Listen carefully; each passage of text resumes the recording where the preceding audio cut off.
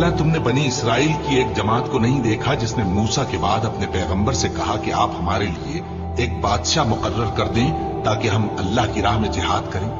पैगंबर ने कहा कि अगर तुमको जिहाद का हुक्म दिया जाए तो ऐसा तो नहीं कि लड़ने से पहलू ही करो। वो कहने लगे कि हम अल्लाह की राह में क्यों ना लड़ेंगे जबकि हम वतन से खारिज और बाल बच्चों से जुदा कर दिए गए। फिर जब उनको जिहाद का हुक्म दिया गया तो चंद अशखास के सिवा सब फिर गए और अल्लाह जालिमों से खूब वाकिफ है। और पैगंबर ने उनसे यह भी कहा कि अल्लाह ने तुम पर तालूत को बादशाह मुकर्रर फरमाया है। वो बोले कि उसे हम पर बादशाही का हक क्यों कर हो सकता है, उससे बढ़कर बादशाही के मुस्तहिक तो हम हैं और उसके पास तो बहुत सी दौलत भी नहीं। पैगंबर ने कहा कि अल्लाह ने उसको तुम पर फजीलत दी है और बादशाही के लिए मुंतखब फरमाया है। उसने उसे इल्म भी बहुत सा बख्शा है